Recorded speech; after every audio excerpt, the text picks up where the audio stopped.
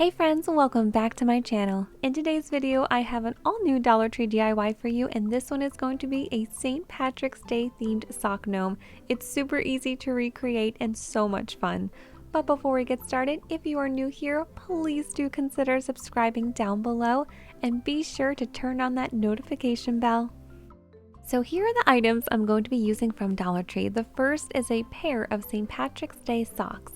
So they have tons of different styles. Pick whichever ones you like. They have really cute ones. I thought that these were really fun. I like the little hats and the clovers on them, so I'm going to be using these today, and each pack will make one gnome.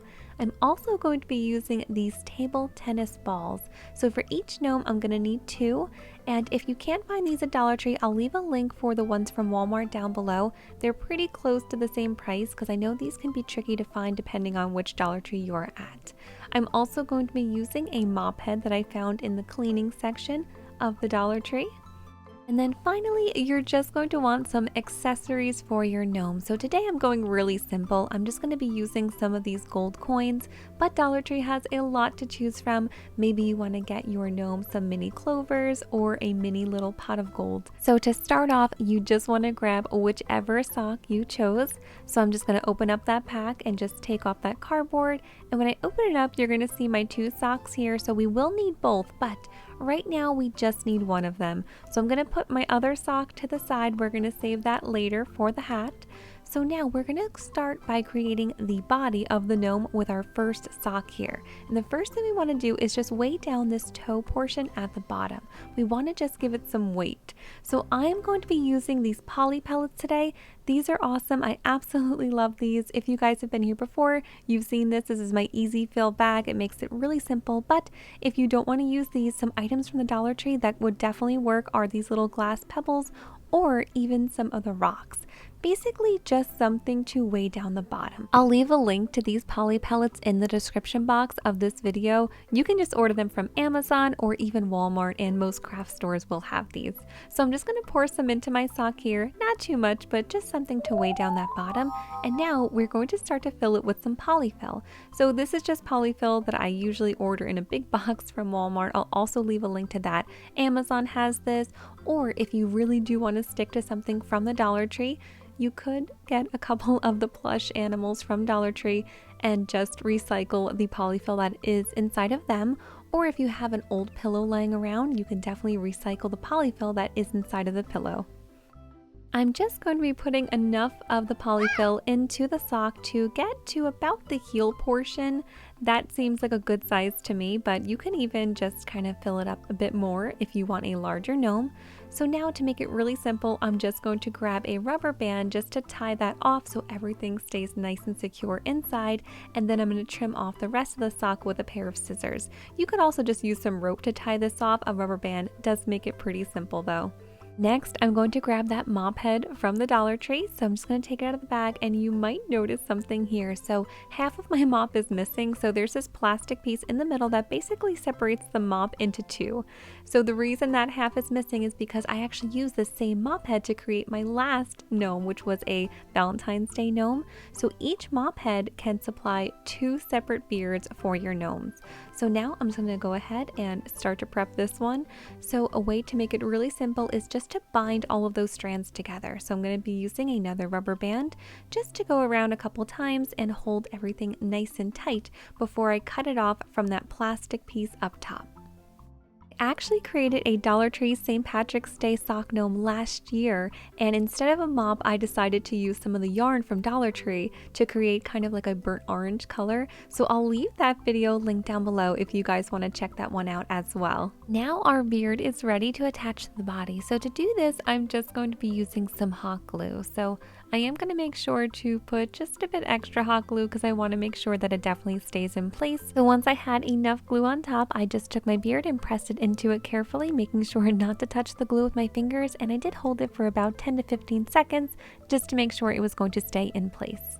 Now I'm going to place the body of the gnome to the side just for a second, and I'm going to grab my table tennis balls. So I'm going to be needing 2 for my gnome. So the first one I can just put to the side, that one can just stay as is. But for this one, for the nose, I do want to just warm it up a little bit, so I'm going to be painting it.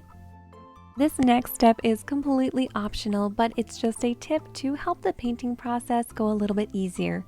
So if your table tennis ball is thin enough, you will be able to just pierce the bottom with a toothpick. That way when it is drying, you can just place it into a foam block just like this. That way it's not rolling all over the place, but definitely not needed, just might be a helpful hint. To achieve the color that I'm going to be using, I just mixed some white chalk paint with my orange spice paint. Now I'm just going to apply one even coat and then let it dry completely.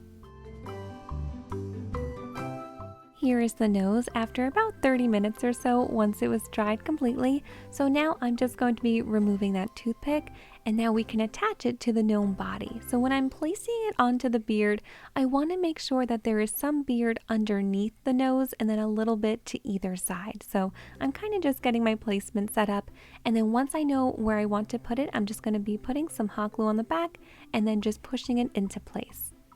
Now we're done assembling the base of the body, so I'm going to be grabbing that second sock, and this is going to be for the hat.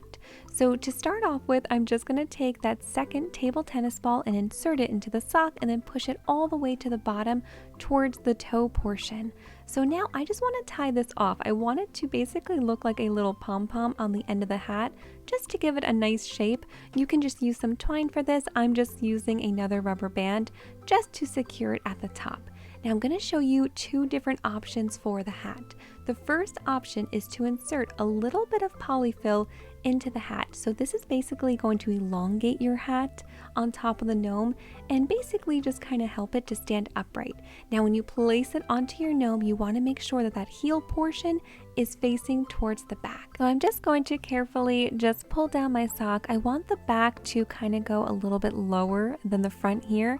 And when I'm placing the front portion over the nose, I'm basically just covering up half of the nose.